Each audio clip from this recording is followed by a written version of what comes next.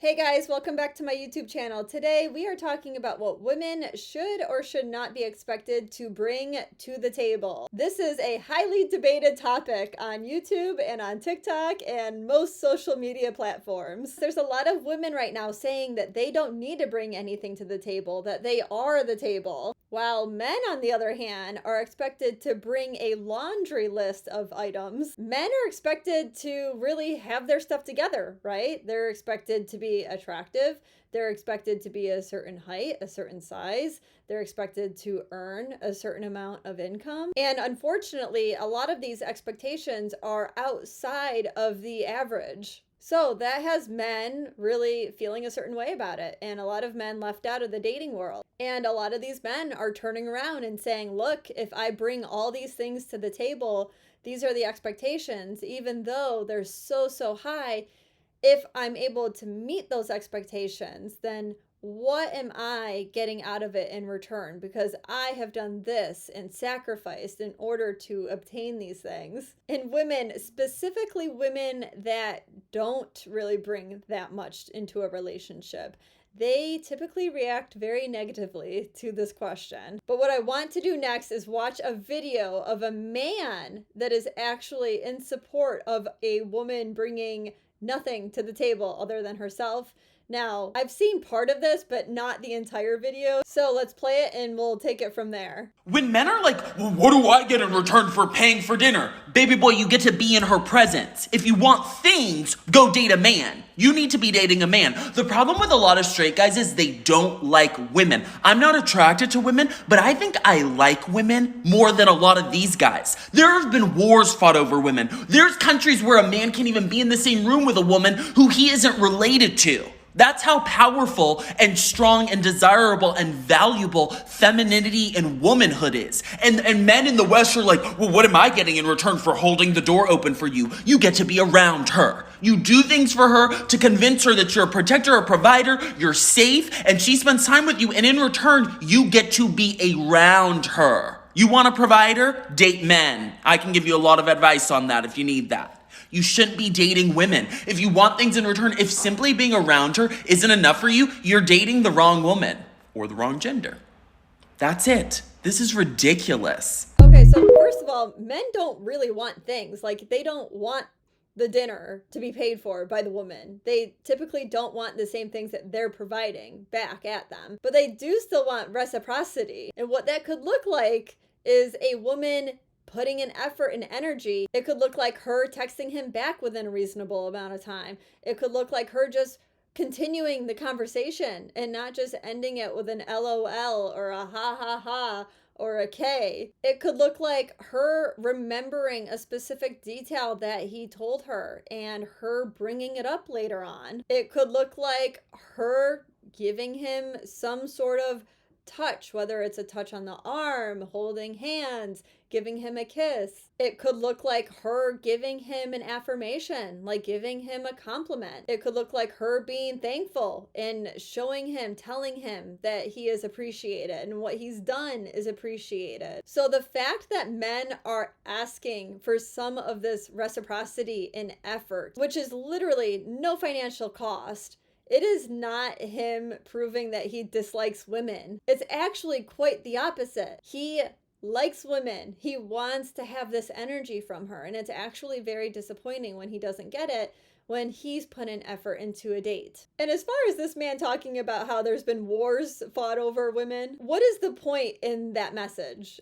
I feel like all the point is that women are sitting up here, right? It's like you're trying to designate that for years and years, women have sat here and men have sat here. Therefore, that'll be the continuing message. But look, just because something has been historically that way, it does not mean that's how it is in the current world. You can't have it both ways. You know, you can't fight the patriarchy and then also claim that women are this gold prize item that men have to fight for. And the bottom line is that women that do bring that energy and effort Men do not have a problem doing these things for her. And trust me, if he's doing these things in the first place, if he's asking a woman out on a date, it's because he likes her. But men do have a problem with doing these things and giving these things to a woman that feels entitled. And on top of that, a woman that not only feels entitled, but is unwilling to reciprocate any of that energy back. With all of this being said, I think that for men, it gets confusing as to what you should or shouldn't do. You know, like what's too much, what's too little when it comes to grabbing a woman's attention. Here's my advice. My advice is to, first of all, you're most likely to be the one asking the woman out on a date, right? It would be great if more women did initiate, but it's very rare that that occurs. So you're going to find a woman that you're interested in. You're going to ask her out on a date. Because you're the one that asked her out on a date, you should be the one that is paying for the date. I don't think that you necessarily need to pick her up anymore.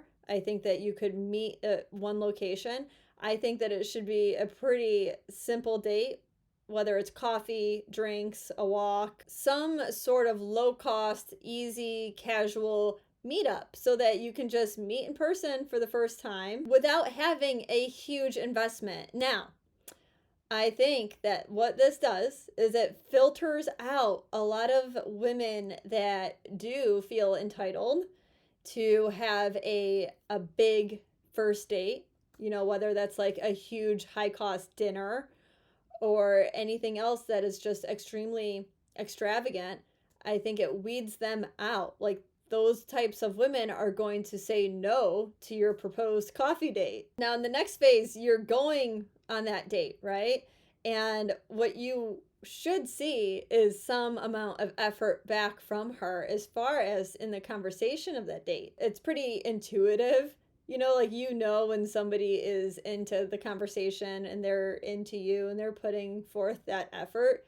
So you're going to get a good read on that. But towards the end of that date, even though it's been a low cost date, that woman should be giving you some amount of verbal appreciation. There should be a thank you at some point, whether that's in person or via text afterwards or via a phone call. Like, there should be at some point a thank you, even though it was only a $2 coffee. If you miss this, men, this is where you might get yourself involved with a woman that is not appreciative of you. And even though it starts off with a $2 coffee, trust me, it's going to build up to much larger things. And what you don't want to do is you don't want to fall into the trap of chasing that and chasing her and doing all of the things and putting in so much of your time, effort, and finances into chasing somebody and something that's never going to appreciate it. Now, guys, I know this is a shorter video today. What I would love for you to do is in the comment section, put in there the one thing that, looking back into your dating life thus far, that you would not continue to do when it comes to this, like as far as the effort or the specific dates or specific things that you do. Like, what made you change your mind? What caused you to not do that thing anymore? And let me know any positive or negative experiences that you've had surrounding this idea of reciprocity. Are you finding that women do or do not have a problem with reciprocity in the real world? Because I think we hear a lot on social media, a lot of women saying one thing and maybe it's different in the real world. Like, I'm hoping that's the case, that on social media that we see a lot of women that have been through maybe not the best relationships, maybe not the best experiences, and they come on and they're mad, right? They're mad at men, and then they're the ones giving the advice of, you need to get this, this, and that from that man before you do anything. Or, you know, you shouldn't be giving anything to a man. You should make him chase you. Because, you know, they're teaching that as some sort of body armor against being hurt. So I'm hoping that's the case, but let me know your experiences, and I will see you guys next week.